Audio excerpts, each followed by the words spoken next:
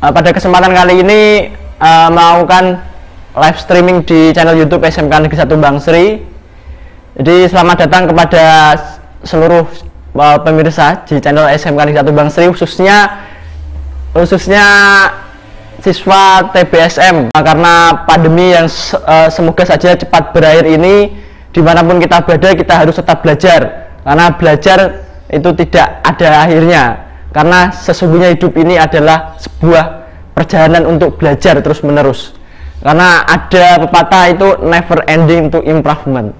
Jadi tidak ada kata terlambat atau kata habis atau kata selesai untuk kata sebuah kalimat belajar. Jadi tetap semangat belajar dimanapun kalian berada. Pada kesempatan hari ini khususnya mata pelajaran produktif di TBSM, pada kesempatan kali ini saya akan menyampaikan atau menjelaskan mengenai sistem transmisi, khususnya pada transmisi otomatis pada sepeda motor. Oke, mengenai transmisi otomatis ya, kalau ada yang sudah tahu atau bahkan sudah paham mengenai transmisi otomatis, atau apa yang kalian bayangkan atau kalian yang pikirkan ketika mendengar sebuah kata transmisi ya, bukan transportasi atau transmigrasi. Transmisi apa? Kalau kalian mendengar kata trans apa? Kalau transportasi, transmigrasi, trans atau trans, bukan trans studio ya, trans TRANS, menyalurkan tenaga yang dihasilkan dari piston, gerak naik turun piston, kemudian mengalir ke crankshaft, kemudian disalurkan menuju transmisi ini dulu sebelum menuju ke roda pada akhirnya, dan menghasilkan putaran dan menjalankan kendaraan sepeda motornya. Kemudian fungsi transmisi itu selain menyalurkan, dia juga berfungsi untuk memperbesar momen ketika mesin itu baru diam ke bergerak. Seperti kalau kalian lihat pada kalau kalian main sepeda, itu ada yang gearnya itu ada gear depan sama gear belakang, itu ada macam-macam bertingkat. Nah, berbeda dengan pesawat kerja seperti mesin potong rumput atau mesin gergaji itu yang tidak memiliki transmisi. Dia hanya berputar dari sumber tenaga, baik itu dari pistonnya atau maupun motor listrik. Tapi pada kendaraan harus memiliki sistem transmisi yang berfungsi untuk memperbesar momen agar mesin itu ketika diam dan bergerak itu mampu bergerak ringan di awal, jadi dia nggak berat. Dan kemudian dia juga berfungsi memperkecil momen agar kendaraan itu mampu bergerak lebih cepat di kecepatan tinggi. Momen itu apa sih? Momen itu adalah sebuah kekuatan untuk memutar pada suatu titik dengan tipe CVT, atau bahasa kepanjangannya itu Continuously Variable Transmission. Secara arti itu transmisi yang berjalan dengan variabel yang secara kontinu, terus menerus, karena ini memiliki perbandingan variasi yang secara berkelanjutan, secara terus menerus. Kuncinya di situ, transmisi CVT, continuously, berkelanjutan atau terus menerus. Untuk apa saja sih komponen yang ada di dalam sistem transmisi otomatis ini? Khususnya pada yang secara umum CVT ini, di dalamnya ada apa aja? Secara umum itu ada 3 komponen utama. Yang pertama ada puli primer, atau ada yang menyebutnya itu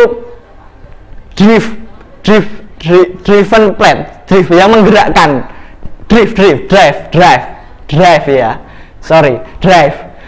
Puli primer atau drive, dan V-bel yang menghubungkan, dan puli sekunder atau yang ini yang digerakkan, driven plate. Jadi pada puli primer sendiri, dia itu memiliki beberapa komponen penting utama di dalamnya. Jadi ada yang namanya roller itu berfungsi untuk mendorong pulinya, karena puli ini ada dua. Di dalam puli primer ini ada dua. Yang pertama itu movable drift plate, ini yang bagian puli yang bergerak, dan drift plate itu puli yang diam. Jadi setiap puli ini ada puli yang bergerak dan puli yang diam. Dan roller ini bertugas untuk mendorong puli yang bergerak. Nah, sampai situ dulu. Kemudian untuk fibelnya, fibel itu berfungsi untuk menghubungkan antara puli sekunder dan puli primer dan sekunder. Kemudian di bagian puli sekunder itu juga memiliki dua puli, dan puli tentunya ada dua puli, yang satu diam, yang satu bergerak. Nah, selain pada puli sekunder atau driven ya, yang digerakkan ini juga memiliki yang namanya kopling atau clutch-nya otomatis, dimana clutch ini memiliki juga kamas kopling atau bahasa tekniknya clutch wave. Ini berfungsi untuk juga namanya kopling ya, yang kita bahas sebelumnya juga, bahwasannya kopling berfungsi untuk memutuskan, untuk menghubungkan dan memutuskan. Dimanapun kopling itu, baik apapun kopling dimanapun dia tempatnya, berfungsi untuk menghubungkan dan memutuskan. Nah, pada puli sekunder ini juga memiliki puli. Nah, ada tiga komponen tersebut utamanya ini pada sistem transmisi otomatis. Mengenai prinsip kerjanya, di mana prinsip utama tadi secara continuously, secara berkelanjutan, itu akan menurun kepada bagaimana prinsip kerja pada sistem transmisi otomatis ini, di mana dia itu menggeser diameter antar kedua puli ini. Bagaimana perbandingan antara puli primer dan puli sekunder.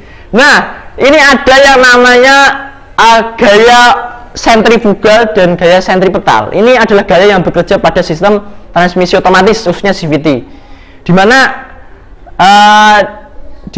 ada dua gaya. Kita bahas ini dulu. Kita umpamakan ada sebuah tumpuan,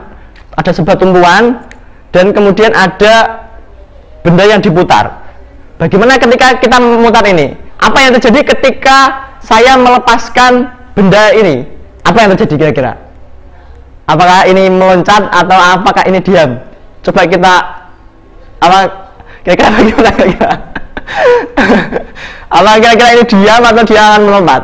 Nah, pada proses ini ada dua gaya yang bekerja. Yang namanya, yang satu gaya sentrifugal, yaitu ketika saya lepas ini benda ini, dia akan loncat. Ini namanya gaya sentrifugal, gaya melepaskan, gaya yang berusaha melepaskan dari titik pusat tumpuan ini. Dia akan lepas, dia lari kalau saya lepas. Nah, ketika ada yang pasangannya ini, gaya sentripetal. Gaya sentripetal ini kebalikannya sentrifugal. Dia akan berfungsi untuk berusaha gaya yang mempertahankan ke titik tumpu pusat ini. Ini namanya gaya sentripetal. Nah, pada CVT ini yang bekerja adalah gaya sentrifugal, yaitu gaya yang berusaha untuk kabur ya, lepas dari titik pusatnya. Dia berusaha lepas karena putaran tadi. Itu namanya gaya sentrifugal. Itu yang akan kita bahas nanti untuk bekerja pada roller dan kopling otomatis tadi. Nah, lalu siapa? Ya, ini pada roller, ketika dia akan diputarkan oleh crankshaft, dia akan muncul gaya sentrifugal dan membuat puli itu terdorong. Puli yang bergerak akan mendorong ke arah luar, akan mendorong ke puli yang diam. Itu yang menyebabkan yang disebabkan oleh roller tadi. Nah, akibatnya ketika dia terdorong, otomatis dia juga akan membesar, yang depan membesar, yang kemudian menarik yang belakang.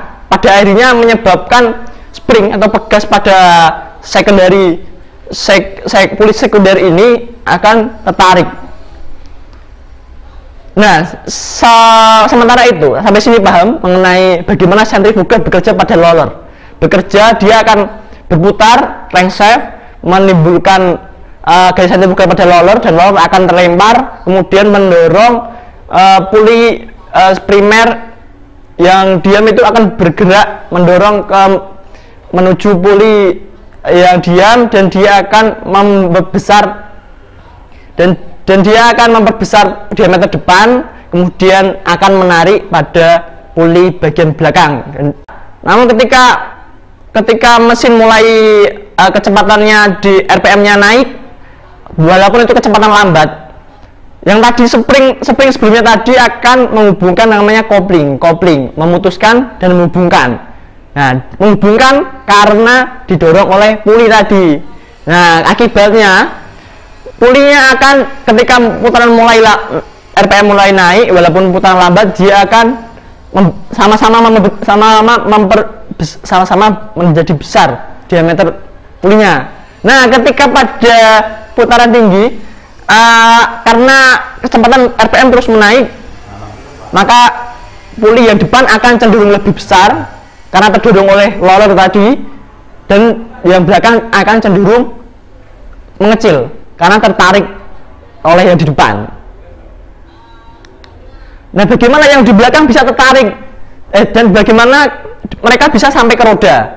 Nah, ketika tadi yang belakang itu tertarik, springnya akan terdorong dan mendorong, ya namanya ada kopling sentrifugal ini, dimana pada sistem kopling sentrifugal ini di dalamnya itu ada yang namanya kampas kopling atau clutch sama clutch housing, itu rumah sama kampas yang di depan, yang di dalam.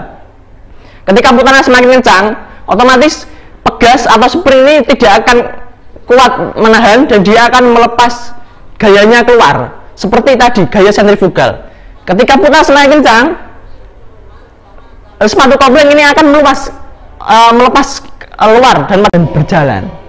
Oke, sampai sini saya kira cukup simpel ya mengenai sistem transmisi otomatis ini, khususnya pada CVT, di mana kuncinya pada gaya sentrifugal tadi yang menyebabkan sebuah gaya dorongan bagian roller, dan gaya sentrifugal menyebabkan sebuah ikatan pada kopling tadi.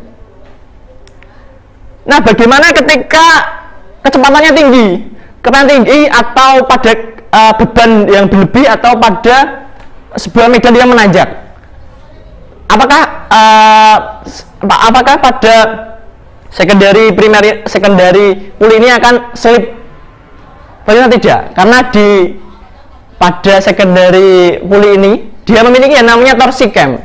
Dia berfungsi ketika dia beban berlebih atau pada posisi menanjak. Nah, ini coba kita perhatikan, torsi cam itu seperti colokan kecil yang terdapat pada puli sekunder ini. Coba kita perhatikan. Jadi ketika beban berlebih, dia tidak akan menyebabkan puli tersebut slip, karena ketika RPM-nya diputar maksimal, dia akan menentukan sebuah posisi yang ideal untuk puli ini. Jadi dia akan mentok di sini dan tidak bisa slip karena dia tidak bisa terdorong lagi keluar. Dia akan sampai di situ, itu titik maksimalnya. Itu yang namanya torsi cam, berfungsi untuk ketika medannya menanjak atau bebannya berlebih, dan akan menyebabkan kendaraan tetap bisa berjalan normal walaupun agak berat memang karena medannya berat tadi keadaannya.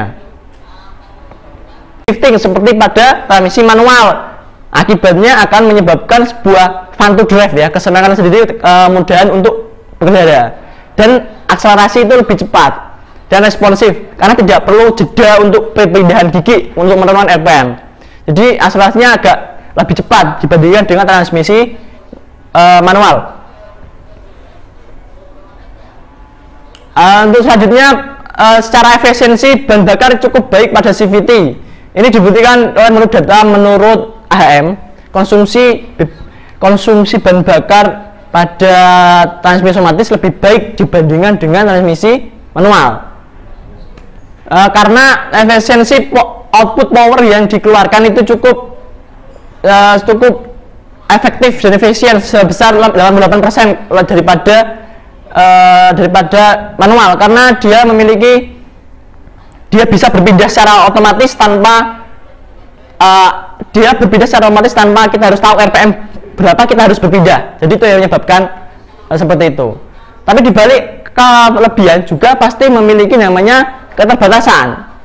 Yang pertama juga butuhkan RPM tinggi untuk start, karena maka dari itu pada saat transmisi otomatis itu RPM-nya standarnya lebih tinggi daripada manual. Jadi selanjutnya juga kurang baik untuk menghandle torsi yang hentakan yang berlebihan, seperti yang beban berlebihan, karena dia memiliki bahan penghubungnya itu rubber ya, fiber itu berbahan rubber dan cenderung lebih mudah putus dibandingkan dengan gear ke gear.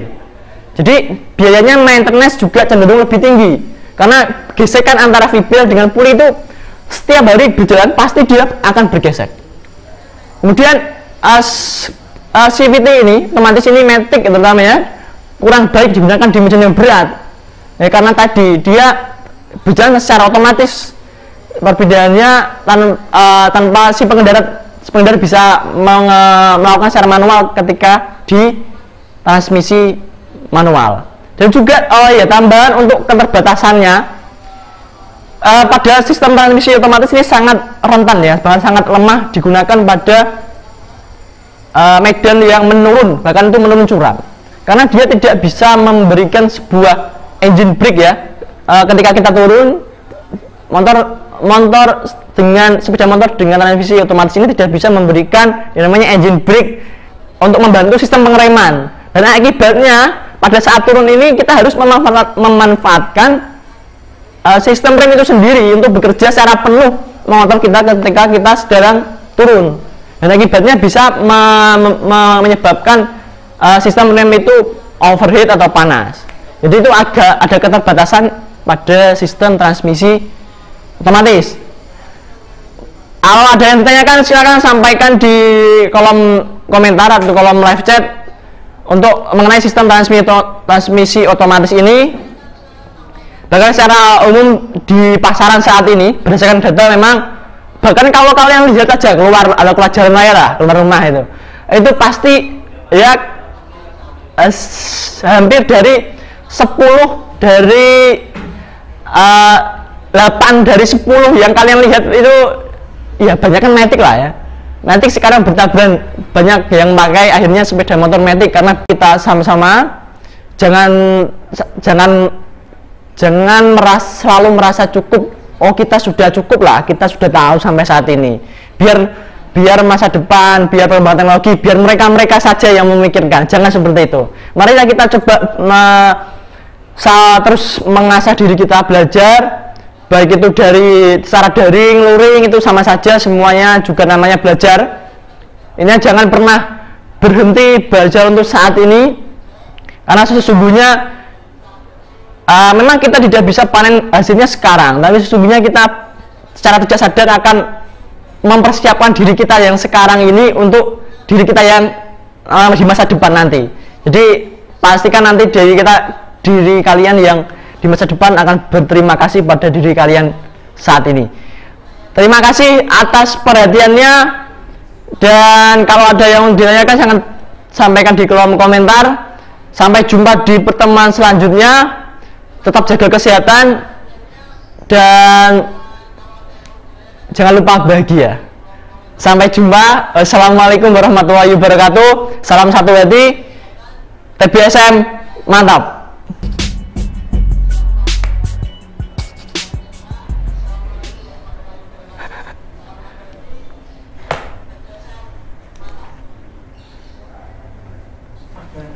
Bagus jalan.